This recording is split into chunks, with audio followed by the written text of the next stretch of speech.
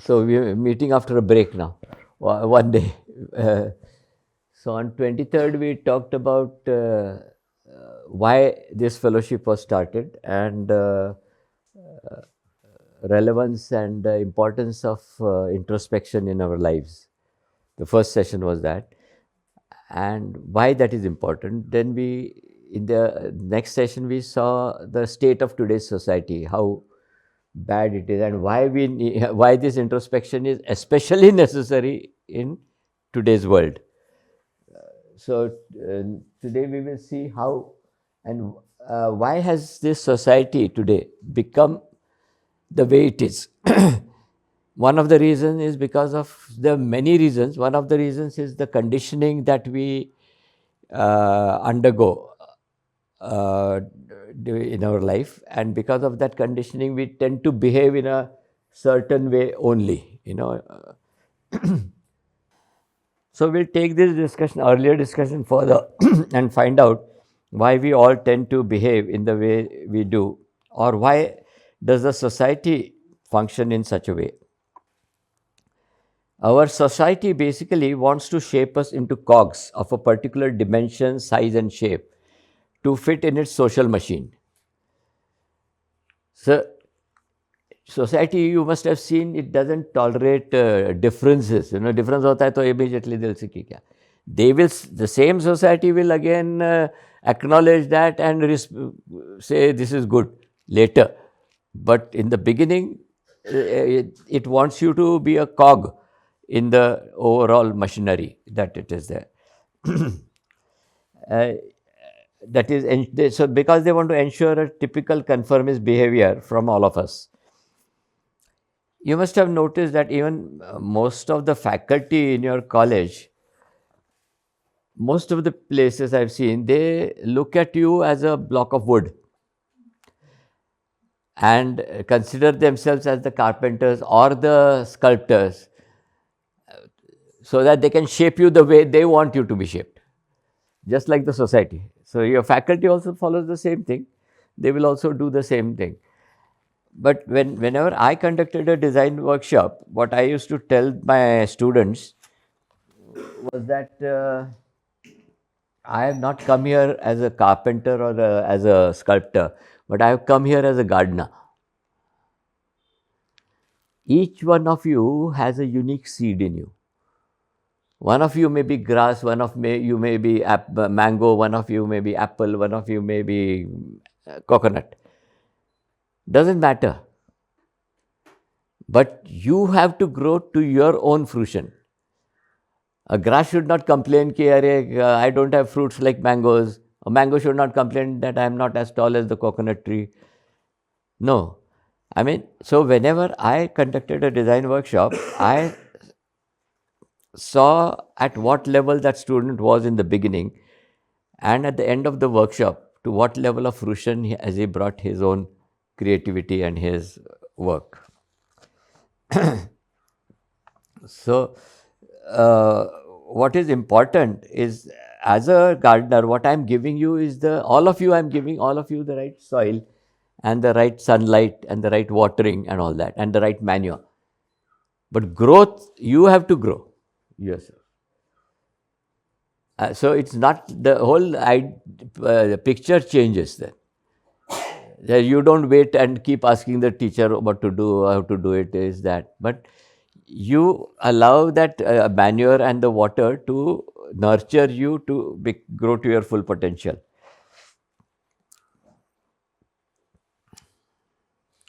And there is no need to compare also, because in nature, a morning glory which blooms only for a few hours, the flower there, does not compare itself or does not live less than the oak tree which lives for more than 200 years. In nature, there is no comparison like this. This maybe existence of a few hours and existence of more than 200 years is no problem. Both nature considers both as the same. So here also, don't compare yourself with each other. So from the many years of conditioning, We have learned to name and brand everything we encounter, thereby ignoring its tremendous potential to be much more. This example which I was to give to my students.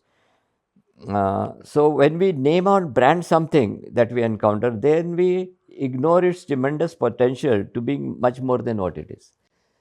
Like a simple pencil like this or anyone. So what I did was in a final year workshop, after my final year workshop, I presented a pencil to each student. I only told them that they should not use it as a pencil. So they were surprised what should they do and all that. And then I told them, gave them an example of a child. When a child sees a pencil, he looks at it, he feels the texture, the color, then he can just, with the other person, he can play, like that with the other friend of his. He can put it in the earth and make a flag post out of it, or put it here and put something on top and make a tree out of it. So with the same pencil, that child does so many things. It may remove the cap of the pencil if it has a transparent cap, fill it with colored water, see it against the sky. So, like ball pen, huh? Yeah, bite also, bite also, or you can do that also. Throw it on somebody. So, this I said you should do that, and I was surprised. I mean, I met two students, one boy and girl. I think they married. So I had a presentation in Mumbai, and they came for that. And after the presentation, sir, we liked the presentation and all that. Then they said, sir, we have still kept that pencil with us. I said, you are not using it as a pencil? They said, no, we tried different things with it. It was like that. So as we grow up into adults, we gradually lose our childhood sense of wonder. Childhood sense of wonder, of looking at everything in a fresh, new way, along with that spontaneity and creativity. Once I was in a park in China. Actually, I had a beautiful slide of those kids, which I couldn't find. I was in a park in China, and there were these small kids. This is way back in '87, I think. Yeah, small kids sitting in the park, and the way they were boisterous, I mean, play happy and smiling and this and that, or maybe fighting with each other, whatever. But it was spontaneous.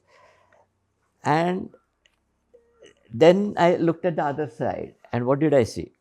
So I immediately wrote that my feelings down in a poem, which is what happened.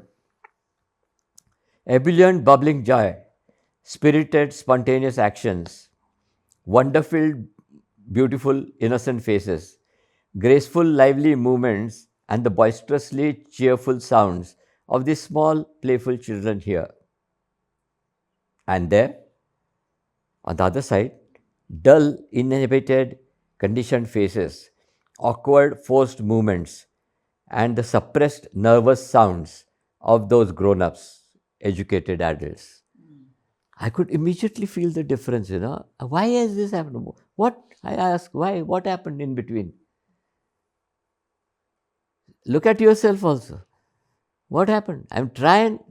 Can we still have that sense of wonder which a child has about looking at things and absorbing things and expressing themselves? We are so possessive about our children. Sorry, I wanted to show this also, that how conditioning works.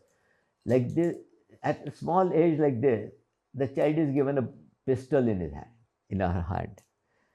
I mean, and guns. You see so many posters of films and all that. Everyone is beating somebody, bloodshed, either a pistol or a knife or whatever. Why?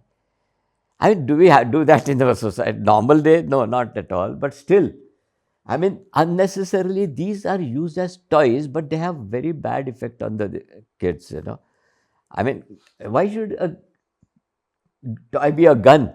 Toy can be so many other things. Toy could be a plow or could be a rake in which they could work in the ground, on the ground. And see, conditioning, it doesn't leave the most powerful person in the world alone. The president of the United States, Barack Obama, and his family, see their picture in 2009, all attentive and watching. He, his wife, his daughters, and look at them in 2013,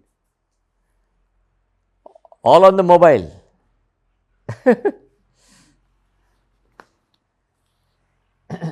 So this is what conditioning is doing to us. This is actually the conditioning in terms of underwears also. Like this was the 18th century, 1950, and how it comes. And then this is a joke on that. Positive proof of global warming. Now, another conditioning is this branding. This is the original IKEA bag, Frakta bag, affordable fashion bag, which costs only 99 cents. But somebody started making the same bag with a brand name and see what it sells at 2,145. And people are crazy, they buy. Brand ho gaya na. I hardly use branded clothes. This is all my shirts are about 500, 600, 700 rupees or less, maybe 200, 300. I don't I don't think it's necessary to go I mean go with branded clothes and things like that in order to prove yourself in the society. These are crutches, which we use to um, survive and go up in the social life. But then you get into the same social rut again. We are so possessive about our children. I mean, why this has also happened is because we are so possessive about our children that and try our best to condition them to our society's teachings and norms. This I've been feeling after talking to some of you, and even like how parents are trying to uh, ex- have their expectations. Okay, things should happen according to them. That only. Thus, when asked about how we are, then when asked about how we should bring up our children, the Prophet in Khalil Gibran's book, which I gifted you, says beautifully. He says, your children are not your children. They are the sons and daughters of life's longing for itself. So beautiful. They are the sons and daughters of life's longing for itself. You may give them your love, but not your thoughts. Send this poem to your parents. You may give them your love, but not your thoughts. You may house their bodies, but not their souls. For their souls dwell in the house of tomorrow, which you cannot visit, nor not even in your dreams. You may strive to be like them. You may strive to be like them, but seek not to make them like you. It is there in the book. You can read it aram se. For life goes not backward, nor tarries with yesterday. You are the bows from which the children are as living arrows are sent forth. He tells the parents, you are the bows on which these children as living arrows would be sent forth. But you don't have any, you don't have expectation where it should fall and what it should do. It will fall wherever. So as adults, we seem to be afraid of unlearning and changing. We are only into conditioned learning called knowledge and intelligence. As Rumi said, Jalaluddin Rumi, a Sufi saint, he said, sell this intelligence and buy pure wonder. Sell this intelligence and buy pure wonder, the wonder of the children, like the children. Like that's why the education systems are also so conditioned and typical the way they happen. That Sonam Wangchuk, a great guy, a great innovator, a thinker from Ladakh, he has started a different kind of a school, which we will see now. if you have seen the movie Three Idiots with Amir Khan and all that, so Amir Khan is kind of that was Sonam Wangchuk's kind of parallel to him. I mean, उसका true story में से इन्होंने ये film बनाया, अलग बनाया पर film.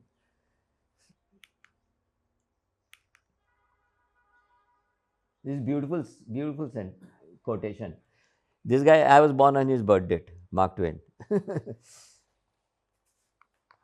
Did you see it? Did you read it? Welcome to Deltron Music World. Sorry. Just a minute. Can we go back a little, Sahil? And pause at that quotation. That quotation is beautiful. I have never let my schooling interfere with my education. We think that we get educated in schools, but he says, I didn't let schooling interfere in my real education in life, true education in life. Next, go ahead, play. I've never let my schooling interfere with my education. So said Mark Twain. How about you? Do you miss your school or college days? You perhaps do, but perhaps not for the classrooms and teachings. You actually perhaps wished every day that the school be closed the next day so you could stay home. But here's a school in Ladakh where the most dreaded punishment is to be sent home for 2 weeks, where students learn by doing things, where they engage in various innovations to solve real-life problems like climate change, where they run the school themselves like a little country with an elected government and learn management and governance that way, where they learn communication by running the campus newspaper and radio, science by designing and building their own school, solar-heated mud buildings that stay at plus 15 even when minus 15 winters. Kindness and compassion through introspection and meditation. A school where the criteria of admission is not your percentage, but that the conventional system has failed you. Hi, I'm Sonam Wangchuk from Ladakh, a remote mountain region in the Indian Himalayas. 25 years ago, when I was finishing my own engineering education, I saw that schools were a pain for everyone, but for mountain children, it was doubly painful and irrelevant. Children who spoke Ladakhi or Tibetan at home were made to sit all day memorizing in alien languages like Urdu or English. F for fan, S for ship, T for train. Till recently, every year, 95% of the students used to fail in the all-important 10th grade exams. Together with like-minded friends, we launched SECMOL, the Students' Educational and Cultural Movement of Ladakh, and said enough is enough. Working with the government, we rewrote many textbooks, retrained the teachers, and organized the villagers. And the results started changing too. For those who still failed, we started the alternative school that you just saw. And the results? Tewang Rigzin went on to become a top journalist and later became the education minister of Ladakh Hill Council at 27. He had failed his 10th grade 5 times. Stanzin became a filmmaker and has been winning awards across countries. He had failed 4 times. Miss Tinless is today a celebrated social entrepreneur. She had failed 3 times. But now we see that the state of higher education is no better. Not only for Ladakhis, who of course are doubly disadvantaged again, but for you in the big cities too. It's time we change this. We in Ladakh are dreaming again. This time our dream is to create an alternative university that will use all our learnings from the past 25 years. Once again, a hands-on doers university. where the School of Business runs real-life companies on campus. The School of Tourism runs high-end hotels and simple homestays. The School of Education runs innovative schools. The revenues from these sustain the university while the students get free higher education and of course hands-on experience. But this is more than a dream now. His Holiness Chetan Rinpoche, one of the top spiritual leaders in Tibetan Buddhism after His Holiness the Dalai Lama, is supporting this cause as the chief patron. The Hill Council government of Ladakh has earmarked roughly 200 acres of land, and the ice stupa artificial glaciers have already started greening this desert. A fully solar-heated, mud-built university township is being planned by some of India's top architects. Together, let's start the next learning revolution, where education is not limited to just the 3 R's, all too much to do with the head alone, where skills of the hands and kindness of the heart are given equal importance. Sure, it would take significant financial resources to materialize this ambitious dream. Recently, I was awarded the prestigious Rolex Award for Enterprise for the ice stupa artificial glaciers. Sonam Wangchuk. I contribute my Rolex Award as a seed for this cause. Thank you very much. I have decided to contribute the roughly 1 crore rupees as a seed fund to finally raise 150 crore rupees for the first phase of the project. And I very much hope that you all will join me and match this contribution according to your capacities. Together, we can change the face of higher education forever, not just for Ladakh, but for the whole world. So join us. The future has already begun.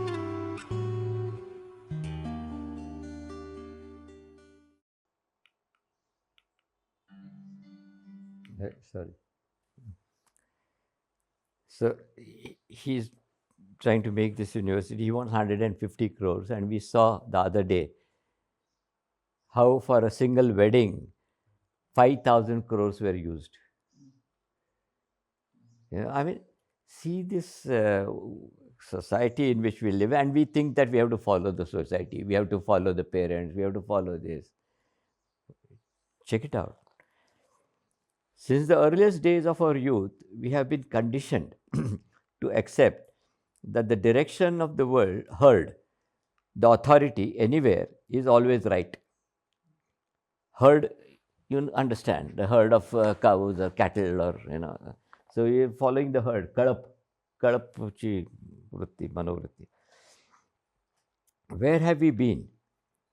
By the time you turn 18, you will have consumed 30,000 hours of media, 500,000 unique advertisements, 15,000 hours of formal education, and maybe another 2,000 to 3,000 hours of religious service.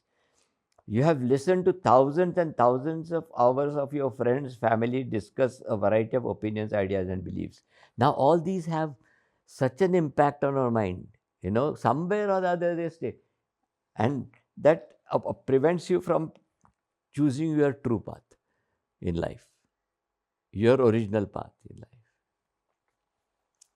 It may be worth exploring the causes for the conditioning that the requisites of for unlearning, the way we are brought up since childhood, comparing, confirming conditioned ideas of happiness, success, security, etc. It is very important at all times to ask why, how, and what for. Then ponder over the answers and decide your own line of action, one that is true to your conscience, your values, and the spirit of this universal reality in this life. People will then ask us, why are you doing this when it has not been done before? We need to have the conviction and confidence to ask back, why not? To ask genuine questions, there must be seething restlessness, unrest within us to unlearn what has been taught. brainwashed since one's childhood. Like here, I wanted to tell you that story about Socrates. Socrates was a short philosopher, but stodgy philosopher, Greek philosopher, and a very learned, wise man. So some people used to come to him and ask questions, ki, what is life, what is truth, and how do I do get this, that, and all that. So once somebody comes to him, so he says, okay, let's go for a walk. So he takes him for a walk, out for a walk, and there's a stream, river in between. So they have to cross it. Though they start walking, both of them together in the river, and the water keeps rising. This man is confused. Why is he taking me into the river like that? And when the water comes to up to that much, Socrates comes and puts his hand on that guy's head and puts him into the water. And that guy is gasping for breath, I mean, he's struggling. And Socrates is strong, keeps holding him down, then comes out. When he comes out again he puts him down. So 3 times it happens. And then that guy is panting, gasping, and by the time they reach the other end, he says, "Sir, what were you doing? You're almost killing me. I mean, I couldn't breathe." So Socrates says, this intensity of desire that you had for breath, if you have the same intensity for learning the truth in life, if you want to know the real things in life, if you have that same intensity, if you have, that you had to get some breath of air, then only you will learn something. Till then, you will just ask questions and go away. I hope it is not happening like that here also. So, like you ask questions here and go away. So, no, that intensity, that questioning should also start happening through the fellowship. I wish that you arrive at a questioning heart or a questioning mind, which will always question, why this? Why should I do this? Not just keep following. So what all have we been conditioned to? While waiting for someone outside, I think I was in Baroda. I was waiting for somebody outside, and that waiting place was just near a primary school. And that was the time when everybody, the buses were coming, the small kids were being dropped off at the school. And I was watching them. So I wrote this poem, I stand here and watch.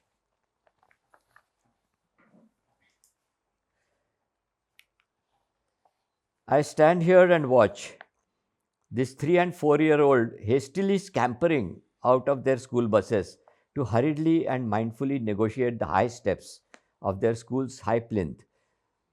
Each kid following the other or trying to get ahead of the other.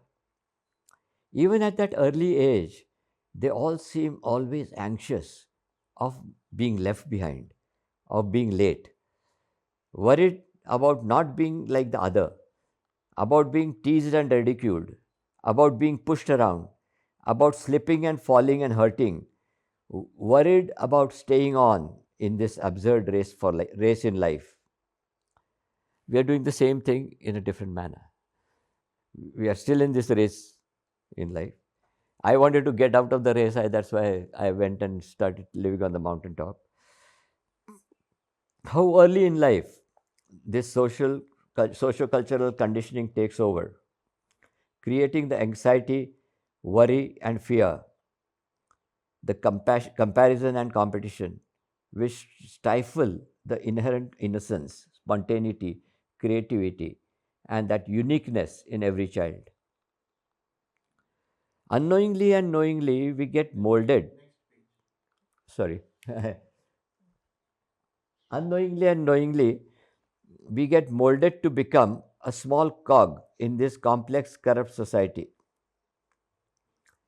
A society that breeds fear and greed, where exploitation, corruption, hatred, violence, and cruelty are taken for granted. In spite of this, we start feeling secure. In spite of all this, we start feeling secure, invulnerable, and comfortable within the protective armor of conformist social conditioning. Sorry, I thought.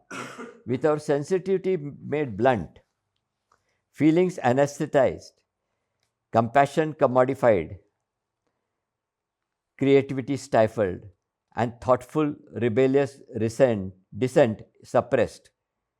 We continue to exist as muted, condemned, conformist members of this very society. It has always been very common and natural to fall or drift into this trap of living with the Joneses. Joneses are your neighbors, in a conformist comfort zone, in that in that socially conditioned way of life generated mainly by greed, fear, and insecurity. Then, to live by these borrowed superficial standards, one needs to look important and impressive in society, with expensive grooming, cosmetics, dyeing of hair, Botox, etc. One needs to create one's desired image with expensive cars, branded clothes, shoes, goggles, exotic tours, expensive hotels, religious pilgrimages, and donations, and so on. Sometime in the uh, uh, after 2000, around 2010 to 15, between 2010 and 15, I also uh, unknowingly became a prey to this kind of system. Like Mansi would remember, that was the time when we were living in Gomfa, the modified Gomfa. And then that time we used to go to all these parties, these elite parties, yeah, doctor, and all these receptions and things like that, And so this happens so gradually and smoothly that one does not truly realize that it has happened. So you have to be very careful. I mean, I also fell into that trap for some time, about 3-4 years, 3 years or so. But then I realized that I'm going in the wrong direction. I'm doing the wrong things. This is not my true calling. Why did I realize? Because of my place here in Andur, because of my pause here, retreat. Because I used to come here, take this pause in my busy, hectic life, I could have the time to think. And so I realized this after 2 to 3 years, only because of my periods of pause and silence, when I observed and questioned this change in myself. It took me almost 6 to 10 months to come out of it again.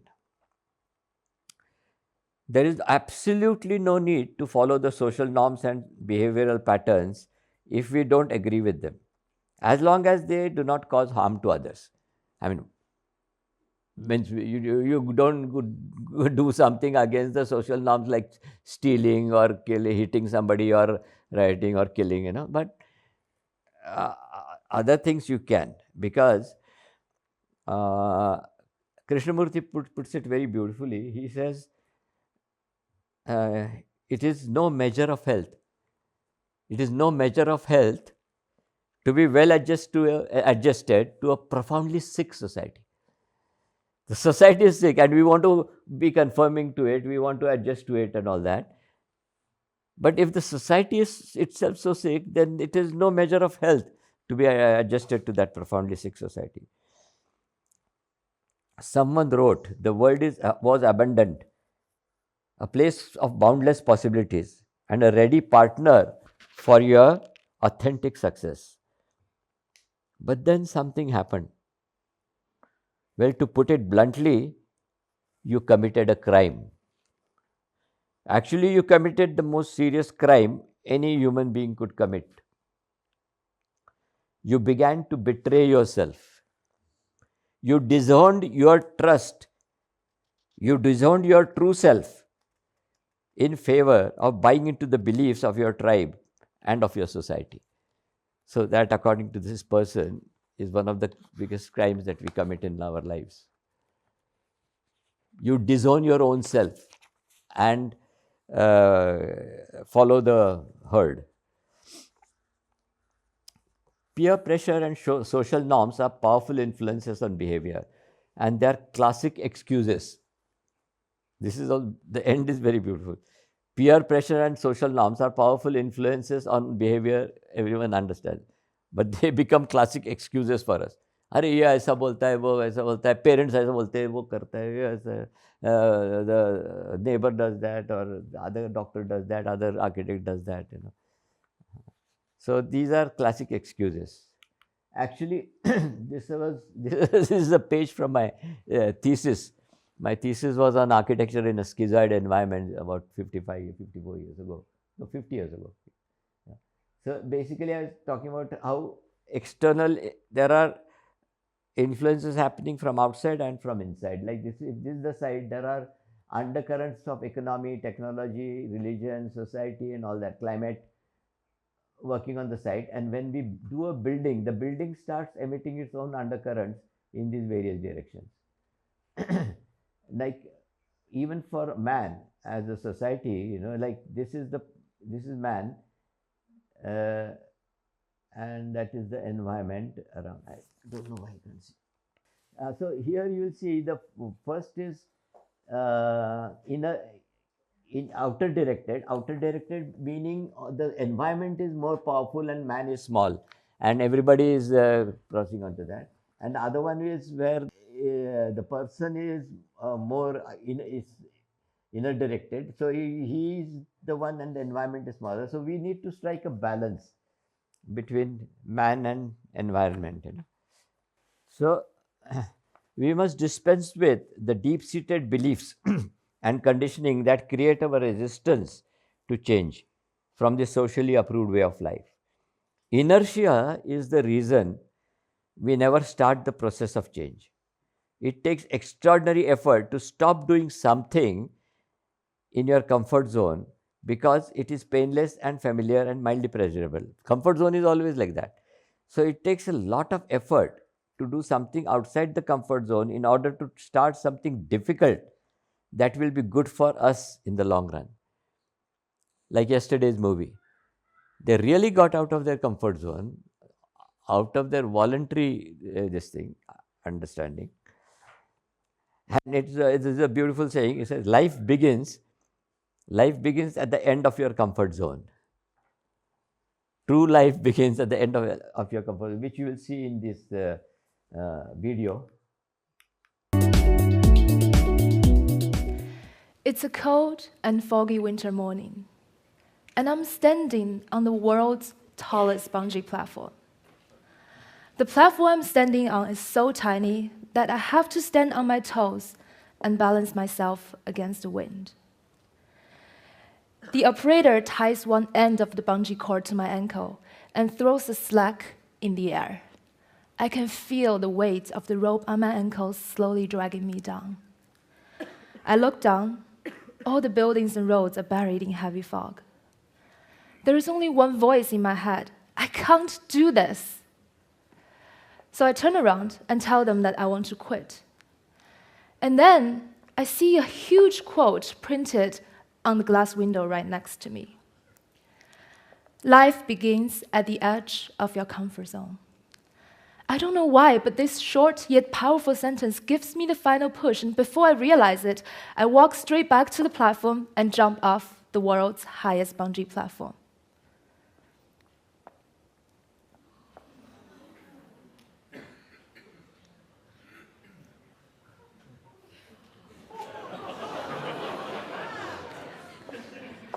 During the 5 seconds of free fall, I remember thinking to myself, it's not as scary as it looks. This is also important. That thought led to a whole. So that's what many times we are all scared of changing, doing something different in our lives. But once we do it, we realize it was not as scary as you think. It didn't disturb your parents, it didn't disturb your relatives so much. You know. कुछ नहीं होता. Doesn't happen. So to be outstanding, this is another quote, to be outstanding, get comfortable with being uncomfortable. Get comfortable in being uncomfortable. If you can do that, then you can truly reach your own heights, Again, Khalil Gibran asks these pointed questions to the people of Orphalese.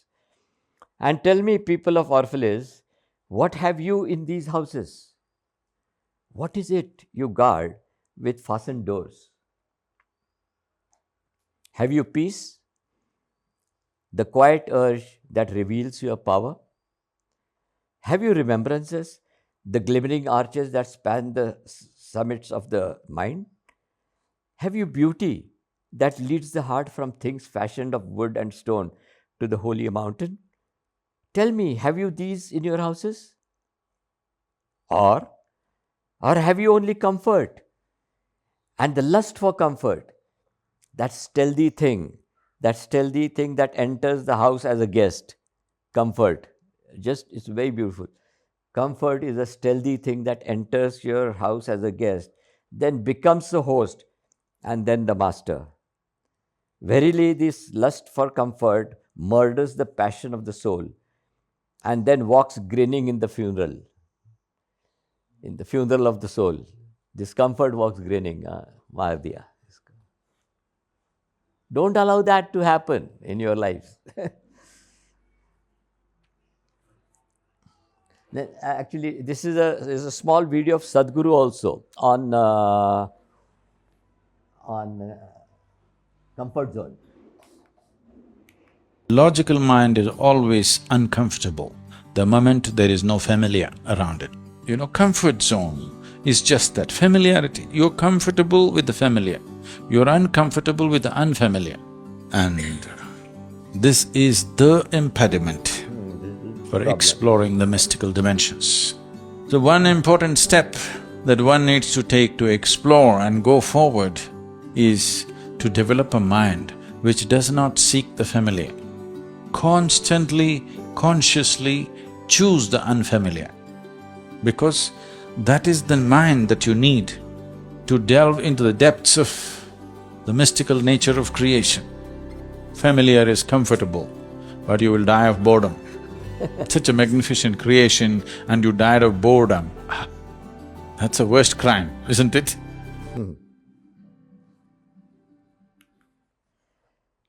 Yeah. So there are other ways also, like they said, like he says, talks about this comfort, but it is boring, no? So he says a comfort zone is a beautiful place. A comfort zone is a beautiful place, but nothing ever grows there. Nothing ever grows there. A ship in harbor is safe. A ship in harbor is safe, but that's not what the ship is built for. The ship has to sail. So it has to come out of its comfort zone, out of the harbor sometime. You have to do that. And this is the right stage for you to do that, whatever you want to do.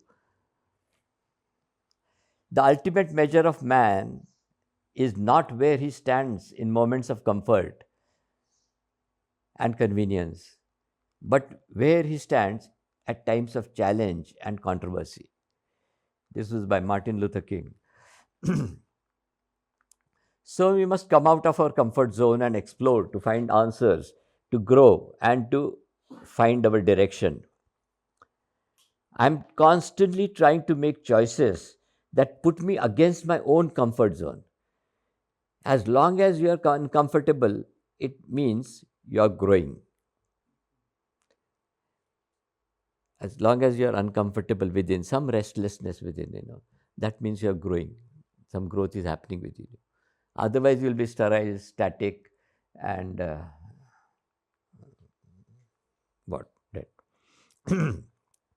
When you go out of your comfort zone and it works, there is nothing more satisfying. When you go out of your comfort zone and it works, there is nothing more satisfying, because outside of your comfort zone is where the magic happens. Even to be here today, you had to do a few things outside your comfort zone, didn't you? Swati had to also. Outside her comfort zone, she had to do a few things to be outside, like her bus experience yesterday.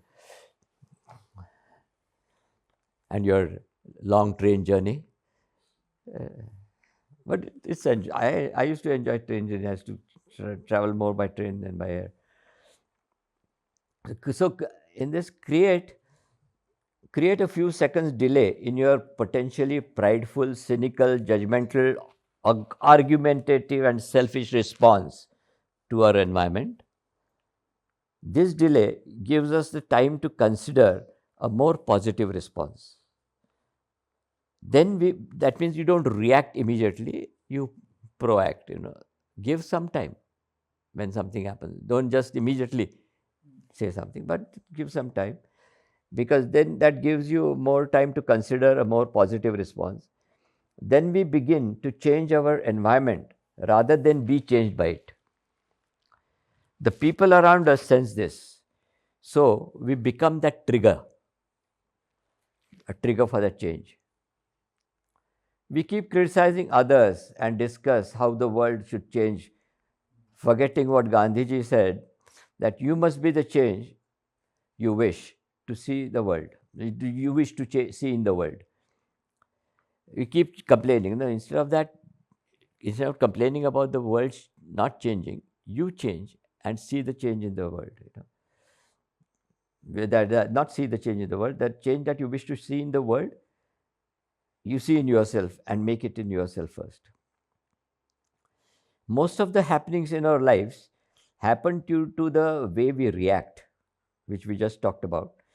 This is explained beautifully by Stephen Covey's 90-10 principle. You might have heard about it, but I'll just show you a PPT on that. 10% of things which happen in your life are beyond your control. So थोड़ा पीछे हो जा, so I can see. I can see all. Yeah, so are beyond our control. But 90% what happens is a reaction that we have to these 10%. You can see here, 10% of life is made up of what happens to you. But 90% of life is decided by how you react. Take an example. What does this mean? We really have no control over 10% of what happens to us. We have no control over this 10%. The other 90% is different. You determine the other 90%. How? By your reaction. You cannot control a red light. However, you can control your reaction to the red light. Do not let people fool you. You can control how you react. Let us use an example. You are having breakfast with your family and your daughter knocks over a cup of coffee onto your business shirt. You have no control over what has happened. What happens next will be determined by you, how you react now. You curse. You harshly scold your daughter for knocking the cup over. She breaks down in tears. After scolding her, you turn to your wife and you criticize her for placing the cups too close to the edge of the table. A short verbal battle follows. You storm upstairs, change your shirt, back downstairs. You find your daughter has been too busy crying to finish her breakfast and getting ready to go to school. She misses the bus. So your spouse must have immediately what? Your spouse must have immediately for work. Must leave immediately for work. Huh? So she can't drop her. So you rush to the car and drive your daughter to school. Because you are late, you drive 40 miles per hour in a 30 miles per hour speed limit zone.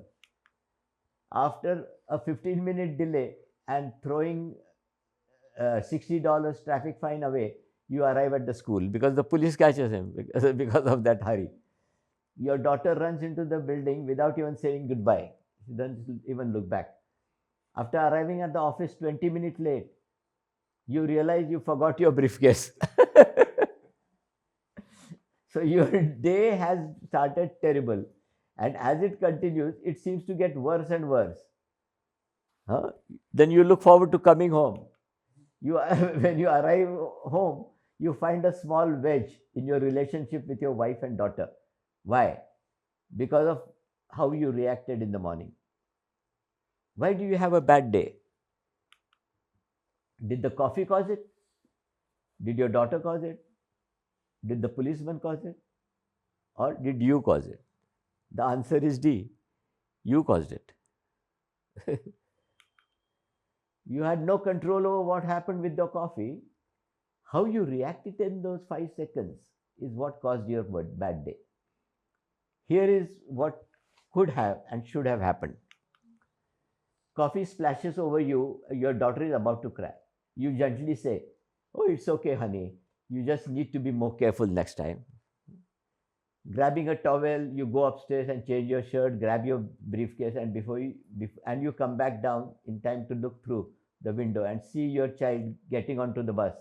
She turns and waves, going into the bus, because she gets the bus, because she's not late, she's not crying. She finishes her breakfast and goes to school. She turns, where you arrive 5 minutes early, and cheerfully greet the staff. Notice the difference. Two different scenarios, both started the same, both ended different. Why? Because of how you reacted. You really have no control over 10% what happens in your life. The other 90% was determined by your reaction. Now you know the 90-10 principle, applying it, and you will be amazed at the results. Apply it and you will be amazed at the results. You will lose nothing if you try it. The 90-10 principle is incredible. Very few know and apply this principle. The result, you will see it for yourself. Absolutely everything we do, give, say, or even think, you just look at your life also and you will see that this happens. Whatever we do, whatever we give, say, or even think, it's like a boomerang. It will come back to you. If you want to receive, we need to learn to give first. Maybe we'll end up with our hands empty, but our heart will be filled with love. And those who love life have that feeling marked in their hearts.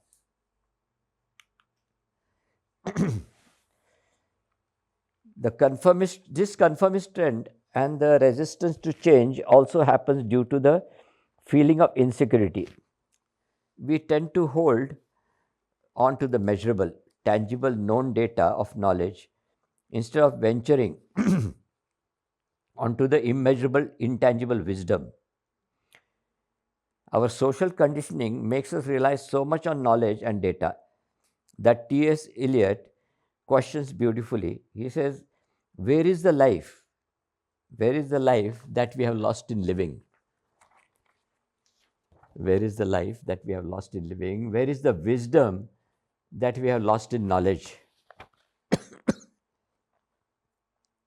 To attain knowledge, add things every day. This is said by Lao Tzu. Lao Tzu was a great Chinese philosopher who talked about Tao, the way of life. Beautiful, beautiful. It is said that he was born old. He was born almost 60 years old. When he came out of his mother's womb, he had gray hair and beard and all that. That's what it's. I mean, that's what they say. So he says, to attain knowledge, add things every day. To attain wisdom, remove things every day. Though knowledge provides us with data, methodologies, and tools, only wisdom can guide us where, when, and how to use this knowledge. This is a beautiful para written by Giulio Olalla. He makes this beautiful comparison of knowledge and wisdom. He says, knowledge has become another possession, and therefore it has also become the object of greed. It's very interesting. Knowledge also has become an object of greed. Wisdom, on the contrary, cannot be a possession. Wisdom, on the contrary, cannot be a possession, and therefore it has also, therefore it cannot be traded, regulated, or registered. It cannot be owned by any individual because it lives in the territory that is not solely human. It is shared with the gods. Wisdom is not what we know about the world. It is what the world discloses for us. It is what the world discloses for us. If knowledge can live in greed, if knowledge can live in greed, Sakshi, you are here? Huh. If knowledge can live in greed, wisdom can only live in gratitude. Wisdom can only live in gratitude.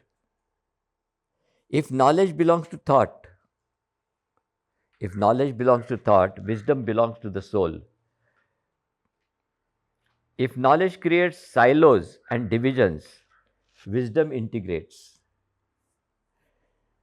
If knowledge is knowing about it, if knowledge is knowing about something about it, wisdom is being it. Wisdom has a sense of timing and relevance that is mostly hidden to knowledge. It has a sense of timing and relevance that is mostly hidden to knowledge. Knowledge may deny meaning. Wisdom is inseparable from it. Knowledge lives in the mental domain. Knowledge lives in the mental domain. Wisdom also lives in soul and spirit. Yeah, thank you.